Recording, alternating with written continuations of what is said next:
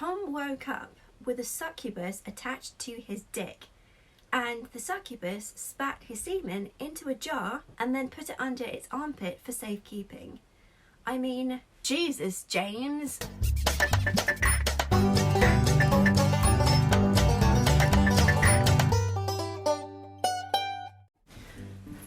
Hello and welcome to Bookish and Bewildered.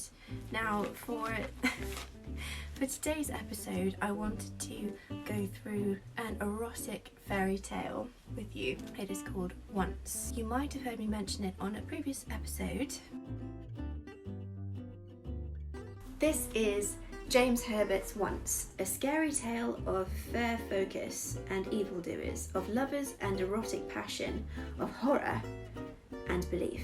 Written only for adults by James Herbert. So I'm going to read this and see what I think. And so here we are reviewing the book. Once is an adult fairy tale written by James Herbert, who is also the author of The Rats. We follow Tom Kindred, who, after having a stroke, returns to his childhood home to recover. The cottage stands on this sprawling estate that belongs to Sir Russell Beleath. Tom's mother used to live in this cottage while she worked as a governess to Sir Russell's son Hugo, and after her death, Sir Russell became Tom's benefactor, sending him off to private boarding school and setting up a small allowance for him to live off. When Tom arrives at the estate, he finds that Sir Russell's dying. He's got a heart condition and he's in a really bad way. Sir Russell's being looked after by a mixture of regular doctors who send on medications for him to take, and this really weird woman called Nell Quick. Nell Quick is a herbalist and a Wiccan. She's Welsh, she lives on the grounds, she has her own little cottage in the woodlands. It gets a bit awkward as we're introduced to Nell because she starts throwing herself at Tom, and Tom's pretty sure that Nell's got something going with Hugo, so it puts him in a bit of an awkward position. Tom discovers a fairy pixie magical creature diddling herself in a meadow when he's out for a walk one day, and that's the start of the reveal of the magical world for Tom. After that, a lot of shit starts to hit the fan. At first he wonders whether his stroke has affected him mentally and he's starting to see hallucinations, but it's clear that actually no, there are magical beings that walk among us. The magical world is low fantasy because it takes place in our world itself. It's a character-driven book, so you get really invested in Tom and the things that the poor man's going through. You've got Sir Russell Beleath, who used to be a mountain of a man, full of beans, full of energy, always angry because his eldest son died, and he was left with Hugo, who is his younger son. They're fleshed out enough that you can really see them in your mind's eye. I mean, for Hugo, I pictured him as a mixture of Hugo from The Vicar of Dibley and Boris Johnson. So a mix somewhere between the two. And for Tom himself, I was picturing a young Johnny Depp in the first flush of his youth. I felt really sorry for James Herbert because he had a great book on his hands. He had a great concept on his hands. I really enjoyed the story.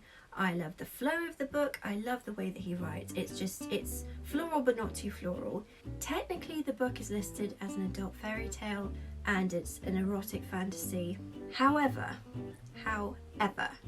there are loads of WTF moments within this story that do not have trigger warnings at all. I know this book was written way before trigger warnings were a thing, but the subject matter and execution of the subject matter really warrant a trigger warning. An assault occurs on two separate occasions. I know that James Herbert was trying to use the assaults to make us really despise the villain. However, their schemes seem to be almost purely sexually motivated, and there's enough sex in this book that you didn't need something like that, and that isn't erotic, that's fucking gross. So I almost DNF'd the book. I really didn't like that. It was graphic and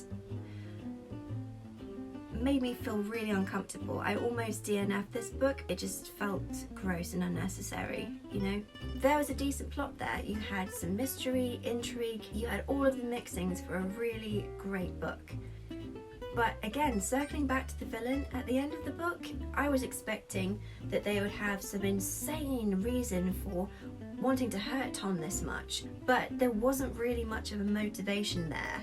We have this sort of wishy-washy reasoning behind this whole scheme and plot, but there wasn't a concrete reason. There wasn't a good enough reason to do the things that they did to Tom. Tom woke up with a succubus attached to his dick, and the succubus spat his semen into a jar and then put it under its armpit for safekeeping.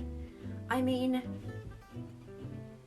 you're gonna need to have a real reason for making that happen, and a real motivation, like why you hate this person so much. And there wasn't a real motivation. He cried out with exhilaration, and his eyelids sprung open so that he saw ... so that he saw the fiend squatting between his legs, its great humped back bent over his groin, thick enormous lips around his penis, massive head jerking erratically as it drained him of his semen. The good thing about this book is that the words juices and fluids were used so much that I turned it into a drinking game. So that got me through a boring Saturday afternoon in lockdown. However, that's not exactly the point. I finished the book because I really needed to get to the end of it for my own mental well-being. Genuinely, I needed to know what the hell was going on and why this was happening. What was the purpose of all this? And what was going to happen in the end. I mean, there's lots of consensual sex and lots of like fairy orgies. That's great, you do you, but I just found the assaults gratuitous and gross. I'm curious to see what you guys think of it if you decide to give it a look. Some people might not think it's that big a deal, other people will think, no thank you very much. I'm more in the no thank you camp. Like I said, I'm curious to see what you guys think. It didn't do it for me, didn't blow my skirt up once, which is the amount of times I'm going to read this book. It wasn't the book I thought it would be. Love the fairy tale aspect. I enjoyed most of the characters, but read at one's own risk. Those are my thoughts anyway. The link to this book will be below if you want to try it out for yourself, but don't say that I didn't warn you.